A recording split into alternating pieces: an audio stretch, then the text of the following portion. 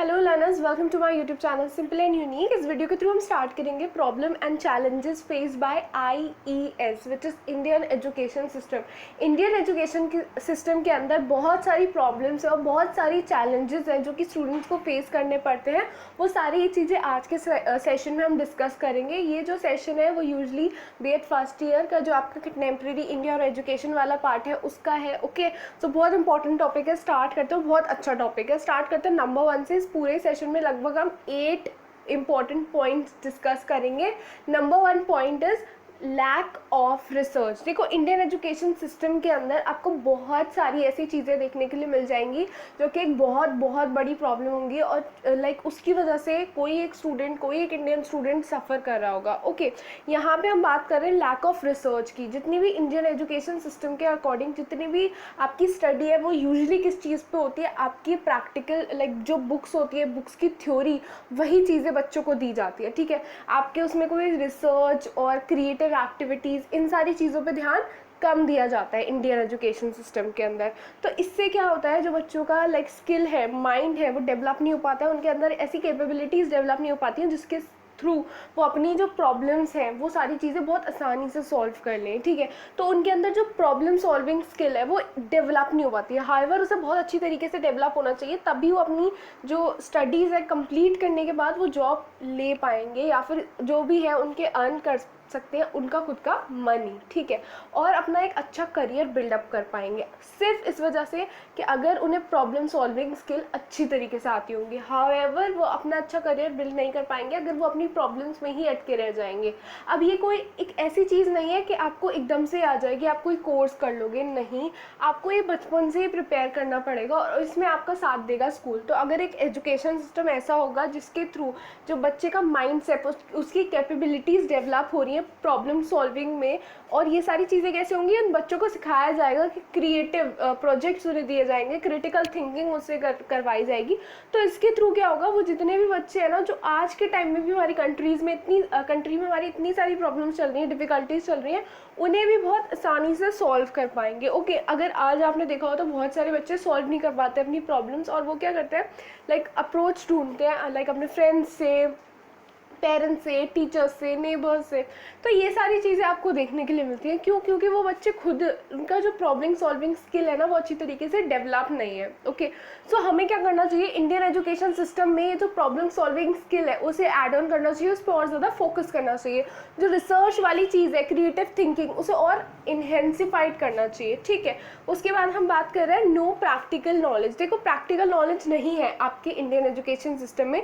जो भी नॉलेज है वो बुक की थ्योरी है। ठीक है, जितने भी पेरेंट्स होते हैं, इंडियन पेरेंट्स जो होते हैं, वो ज़्यादातर अपने बच्चों से ये चाहते हैं कि ज़्यादा से ज़्यादा मार्क्स लेके आए उनका बच्चा। ठीक है, यहाँ पे जो प्रैक्टिकल एक्सपीरियंस है, जो प्रैक्टिकली वो प्रिपेयर है, उस पर ज़्यादा फोकस नहीं दिया जाता।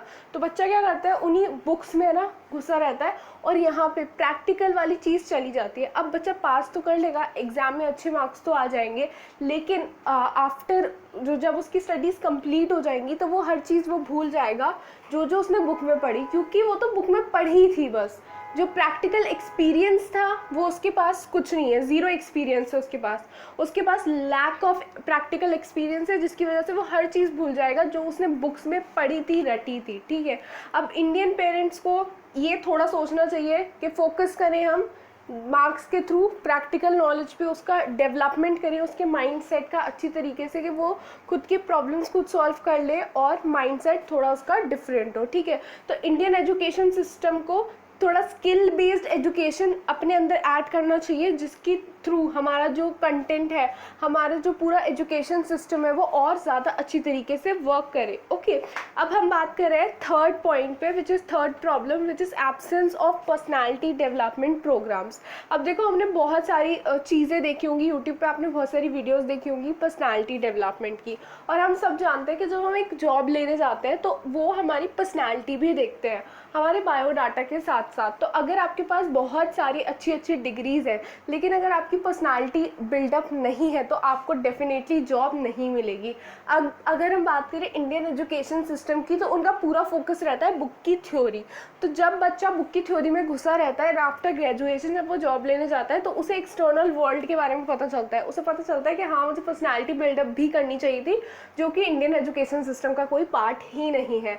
तो हमें बच्चा जब स्कूल में आता है, फिर यूनिवर्सिटी या कॉलेज जो भी ज्वाइन करता है, वो तभी से स्कूल से उसे प्रिपेयर करना चाहिए for personality development.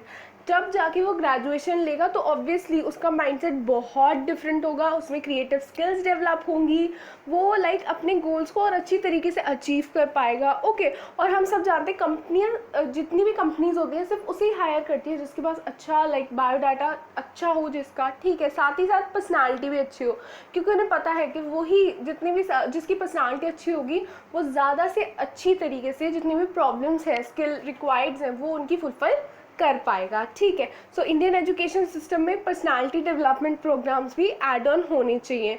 Now fourth is absence of entrepreneurship development and schemes. अब देखो, जितने भी पढ़ाई करते हैं बच्चे, वो यूजुअली ये दिमाग में ये रहता है कि वो एक अच्छी जॉब कर लें। कोई भी ये नहीं सोचता है कि मैं अपना खुद का बिजनेस स्टार्ट करूँगा। ठीक है, यूजुअली ये हमें ज़्यादातर देखने के लिए मिलता है, क्योंकि उनके पास इतना कॉन्फिडेंस नहीं है कि हाँ, अब मैंने ग्रेजुएशन कर ली, अब मैंने अपनी पूरी पढ़ाई कर ली, अब मैं क्या करूँगी, करूँगा, जॉब करूँगा। यूजुअली यही सोचते हैं, ये कभी कोई नहीं सोचता कि अब ठीक है। बहुत कम लोग ऐसे होते हैं।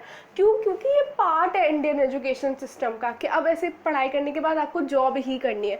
तो हमें क्या करना चाहिए, थोड़ा सा हमें उनके अंदर जो इंटरप्रेन्योरशिप है, स्कीम्स जो है उसकी, वो डेवलप करनी चाहिए, जिसकी वजह से जो एब्सेंस है, उन्हें जो डर है उनके अंदर का कि नहीं, मैं एक अच्छा बिजनेसमैन नहीं बन पाऊँगा या नहीं बन पाऊँगी, तो वो डेवलप हो। तो ये सारी चीज़ें इंडियन एजुकेशन सिस्टम में ऐड होंगी, तभी ये सब पॉसिबल है। अब हम फोकस कर रहे हैं बिजनेस पे, तो हमारा ये फोकस नहीं है कि जो साइंटिस्ट हैं, आपके इंजीनियर्स हैं, राइटर्स हैं, थिंकर्स हैं, डिज़ाइनर्स हैं, हम उन्हें भूल जाएं। नहीं, हम उन्हें भी साथ में लेके चलना चाहते हैं, लेकिन हमें ये जो एक पार्ट है, एक जो प्रॉब्लम है, चैलेंज है हमारे एजुकेशन सिस्टम में, इसे भी हमें सॉल्व करना है, इसे भी हमें इम्प्रूव करना है, और तभी जो एक इंडिया है हमारी बहुत अच्छी तरीके से स्ट्रॉन्ग हो पाएगी, सुपर पावर हो पाएगी। ठीक है, then caste reservation and paid seats. अब यहाँ पे क्या होता है, इंडिया के अंदर बहुत सारी कास्ट के और रिच स्टूडेंट्स के लिए आपकी सीट्स रिजर्व्ड है, कॉलेजेस की, स्कूल्स की, बहुत सारी चीज़ें देखा जाता है। स्कूल्स तो तब भी यहाँ पे इतना रिजर्वेशन आपको नहीं देखने के लिए मिलता, लेकिन अगर हम बात करें यूनिवर्सिटीज़ की, कॉलेजेस की, तो उसमें सीट्स रिजर्व्ड होती हैं। अगर हमें गवर्नमेंट का बेसिक डाटा उठा के देखें तो लगभग इंडिया के अंदर जो 10 बच्चे, अगर 7 बच्चे बर्थ लेते हैं इंडिया के अंदर, तो उसमें सिर्फ 1 बच्चा है जो कि स्कूल जाता है।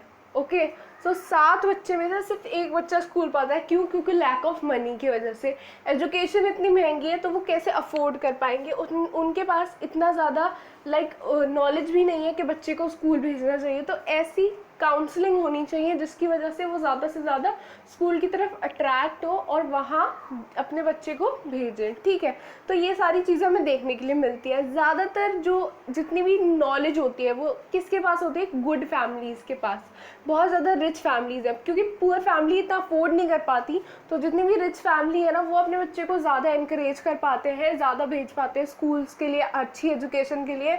इवन इफ हमें यूनिवर्सिटीज़ में सबसे ज़्यादा देखने के लिए मिलता है रिजर्व सीट्स वाला case. Reserve seats usually rich students को मिलती हैं। क्यों? क्योंकि वहाँ पे उनके पास बहुत सारा पैसा देखने के लिए मिलता है, डोनेशन, ये सारी चीज़ें इंडियन एजुकेशन सिस्टम के अंदर आपको देखने के लिए मिलती है। Then 6 point is outdated syllabus. Outdated syllabus, यहाँ पे सालों से वही सिलेबस चलता हुआ आ रहा है। हाउएवर आज के टाइम में बहुत सारी टेक्नोलॉजीज ऐसी आ चुकी है, इंडस्ट्रियल इतना बिल्डअप हो चुका है, लेकिन वही आउटडेटेड सिलेबस पढ़ने के लिए मिलता है ग्रेजुएशन और पोस्ट ग्रेजुएशन कोर्स में, उसे चेंज ही नहीं करा जा रहा। तो यहाँ पे एक बहुत बड़ी प्रॉब्लम है ये इंडियन एजुकेशन सिस्टम की। आज के टाइम में तो बिल्डअप करना ही चाहिए और अच्छी तरीके से डेवलप करना चाहिए आपका सिलेबस को। ठीक है, फिर आपका 7th प्रॉब्लम है हायर एक्सपेंडिचर। देखो एक्सपेंडिचर बहुत हायर होता है, क्यों? क्योंकि यहाँ पे अगर फ्री स्कूल्स भी डेवलप करने हैं, यूनिवर्सिटीज़ डेवलप करनी है, तो उसके लिए क्या करना पड़ेगा, आपको गवर्नमेंट को पैसा लगाना पड़ेगा। तो वो भी एक बहुत बड़ा पार्ट रहता है, क्योंकि गवर्नमेंट के पास बहुत सारी और भी स्कीम्स हैं, और भी चीज़ें हैं जिनके पास पैसा लगाना है। और यहाँ पे इंडियन पॉपुलेशन को अगर आप देखते हुए चले तो बहुत सारे स्कूल्स और बहुत सारे कॉलेजेस डेवलप करने पड़ेंगे, ठीक है। उसके साथ साथ आपको जो मेडिकल फैसिलिटीज़ होती है वो भी प्रोवाइड करनी होती है गवर्नमेंट को।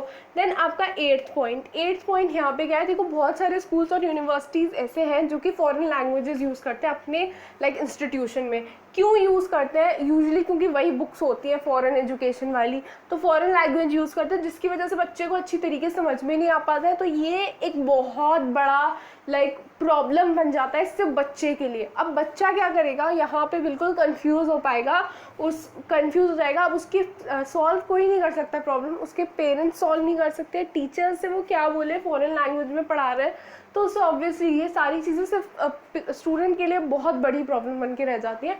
और इवन इफ ये वाली प्रॉब्लम और आगे जाके बड़ी होके पूरे इंडिया के लिए प्रॉब्लम बन जाएगी। तो ये सारी चीज़ें बहुत ध्यान देना चाहिए कि ये फॉरेन लैंग्वेज यूज़ नहीं करनी चाहिए, अपनी होम लैंग्वेज यूज़ करनी चाहिए।